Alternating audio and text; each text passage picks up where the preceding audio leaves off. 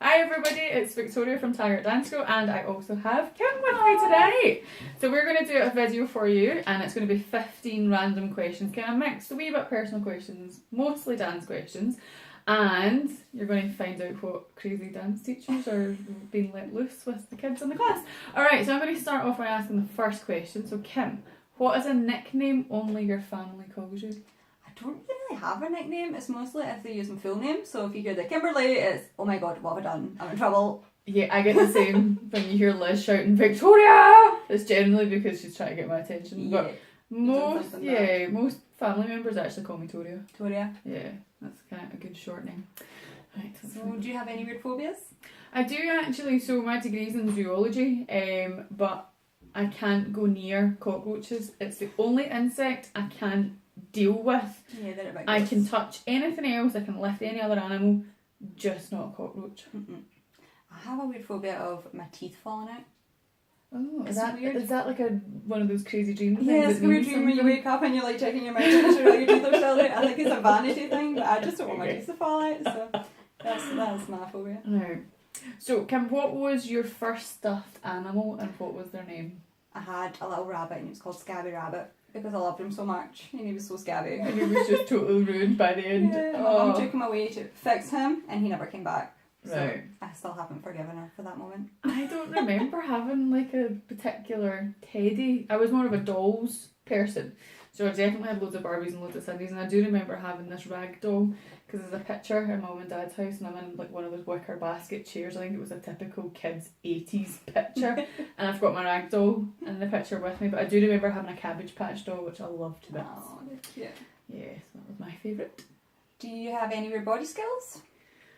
I don't have weird body skills other than just being flexible as a dancer, but my 3 middle toes on each foot are webbed. Oh, you're from. I know. Yeah, I was a competitive swimmer, so it That probably helped maybe, but yeah, webbed toes. Same here. I'm flexible, but I can touch my nose with my tongue.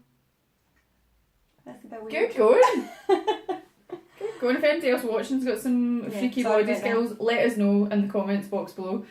Next question. So we're on number 5 now. What age did you start dancing? It's a little 2-year-old. So I was the same 2 actually. years old. My mum shoved me into dancing. Screamed the place down probably. So I was just shy of my 3rd birthday when I got sent to dancing, and I ended up being the youngest in the class by nearly a full year. So I used to scream for my sister. My sister's 7 years older than me, and obviously in a higher class, so yeah, she didn't have a piece for me. I would run into her class, chase her around, scream because I couldn't be next to her. Right. So yeah, she had a hellish time when I started dancing. So that leads us on to the next Yeah, one. where did you learn to dance? So I started off with Johnson Sisters Dance School, and they were based over in New Stevenston, just in the outskirts of Motherwell. And that dance school, through retirement, had changed hands and stuff. So I was actually with my original dance school up until I left for my professional career. So yeah, quite I a was long at a time. little dance school, I can't remember what it was called, but after that I went to Andrea's for Andrea Meaches for quite a few years, and then after that I moved on to Sheridan Nichols for a while. So yeah, me and my sister both went to Andrea's as well. So Cool. whole family's been there at some point. So the next question is Number 7. number 7. What styles are we trained in? I was trained in ballet, modern, jazz, all the kind of classical areas, and then later on moved into hip hop and then cheerleading quite a while after that. Stuff. So what do you actually hold teaching qualifications and what styles? Cheerleading. Cheerleading. So I had the exact same, and I think a lot of the dance schools in this area were very similar about what they were offering. So it was tap, ballet, modern. I did Highland as well. Our school was kind of known for Highland too, but we didn't do competitive Highland. It was more just kind of dances, like just learning the syllabus and things like that.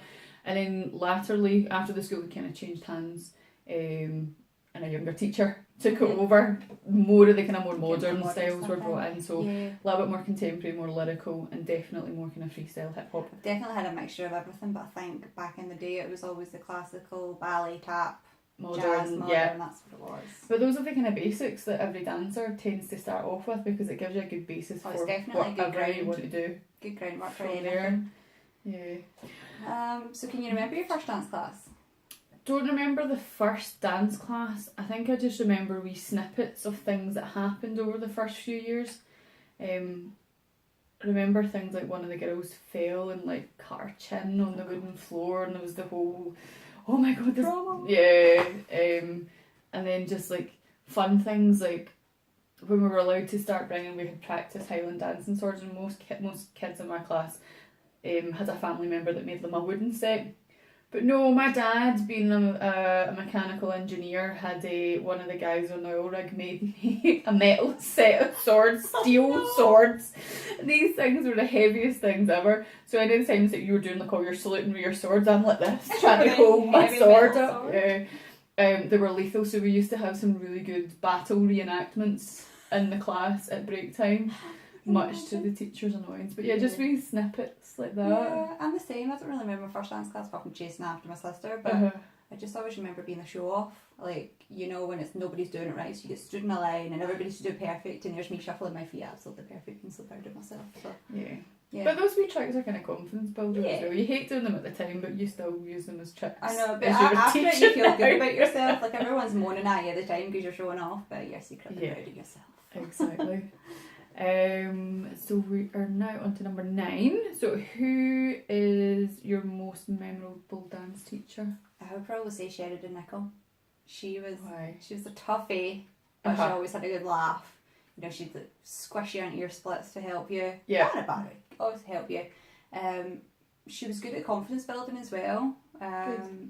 She would kind of single you out in class sometimes, but it was always a good way. You know, she'd go around the class and just to see your skills, so you would get that kind of personal touch where she would individually work on you. So and that's quite a difficult balance to achieve, I think, as a teacher, is to have a class of dancers but still make everyone feel unique and that they've had a wee bit of your time. Especially when you've got a big class though, because it is hard to kind of give that individual attention to somebody.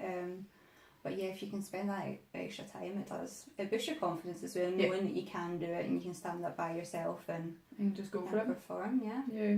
I think all my teachers that I've had have all been quite memorable because I've had them for such a long period of time. You know, you had me and Violet, who I started with, who were very much grandmotherly figures to us because they were the age of my gran at the time. And just, they came from an era where they didn't really drill body image into your head, so that was never really an issue. So a lot of the girls I danced with never had body issues because it never came up in our class. You were never known so that was really good because it meant that you were focused on your dancing and you weren't really worrying about, am I too big or too small, or you know, all that kind of stuff you tend to worry about. And then when Michelle and Jane took over, and then when Michelle developed on by herself, I think it was definitely became more challenging. And I think one of the strengths for Michelle was definitely building more flexibility working, because I never did the splits as a child, but I gained the skill of being able to do my splits as an adult through Michelle's training. And then more recently, Catherine Gallagher from my ballet, because I went to her and I had suffered quite a big dent in confidence just before going to her class, and again she built me back up. So I think everyone's got their twerks. Yeah, exactly. And their experiences too. So that's kind of like everyone's different, but memorable for a different reason for me. Okay. So what's your favourite genre of dance? Just one. To choose from. Just one. I'll give you two. I'm voting for 3. Definitely ballet. And I think that kind of comes through in my teaching as well, because even if we're doing something with tap or modern, I'll be like, well, remember this links back into ballet. Ballet's the basis of everything, I think, though. I think it's just a great conditioner, whether you actually perform it or you just use it as part of a warm-up or to stretch or to do something, or even to work on one specific body part. It just gives you a good grounding. Yeah. And then burlesque, because that's been my career for the past 10 years, and that's what's allowed me to keep performing as an adult. I think that's what makes you different as well. Yeah, and I think because I've got, you know, between ballet and burlesque, there's so many other points in the middle. You've got, you know, the extremes of a normal, socially acceptable dance genre to a dance genre that's really on the fringes of people kind of going, it's like Marmite. Sometimes they're like, oh, that's really cool. And other times they're like, Too much. But yeah, I mean that is kind of the extremes of my personality as well. For me, I would probably say hip hop and cheer. They're probably my specialities. Yeah. But all the other styles definitely are core work to them as well.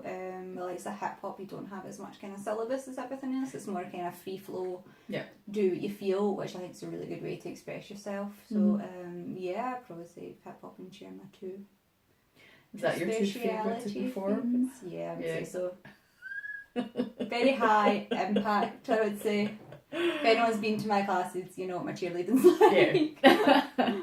I think a few girls have had a wee shock. Yeah. It's not. Keeps your stamina up. It does, yeah, and it's certainly nothing like High School Musical. Whenever No, I'm you see very anti-cheese when Yeah. it comes to cheerleading, so yeah, mine's a bit different, but it's fun. Good. It's fun. Exactly right. Where are we now? Question 11. What is your proudest moment in dance? I would probably say when I've seen girls or boys that I've taught on stage performing, you get that kind of motherly, oh, look at my wee bottle dancing on stage.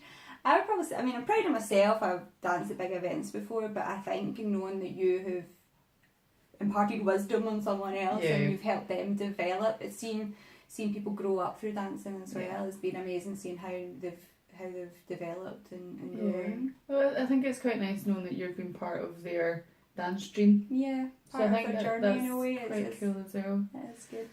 What about you?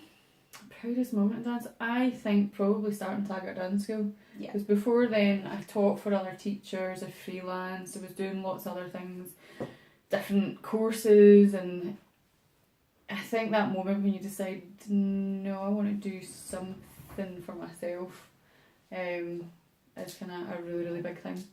What's our next one? What's the most embarrassing thing that's happened to you on stage? Oh, falling in the middle of a can lineup. Oh god.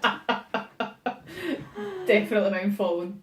Oh, And I do fall quite a lot. I've kicked myself in the face before and the shoe came flying off. So on the ground you do the big kick to come up and I'll kind of whack Knock myself in the yourself out. face. So yeah, that wasn't fun. I hope no one's seen that. Yeah, okay. So what's your favourite dance one?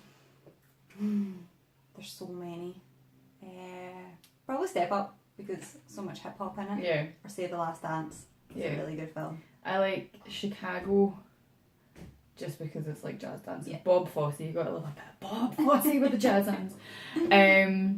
This is a tough one. You can only choose one. Okay. Performing, teaching, or choreographing.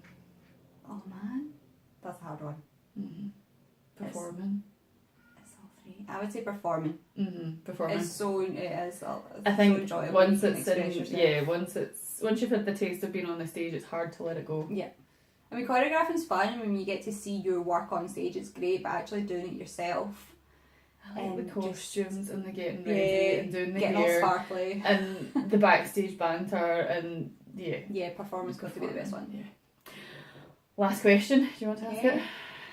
If you're a backing dancer, who would you be backing up for? I think if we both answer this one at the same time, Yeah. Beyonce. Definitely Beyonce. So I think Gotta get the booty shaking in there at some point. booty bump for that one. So we've been Kim and Victoria from Taggart Dance School. So this is your chance. So any of the questions that you quite like, you can answer below in the comments, or you can tag us on a video and we will give you a wee shout out for next time. But thank you very much for watching. Bye!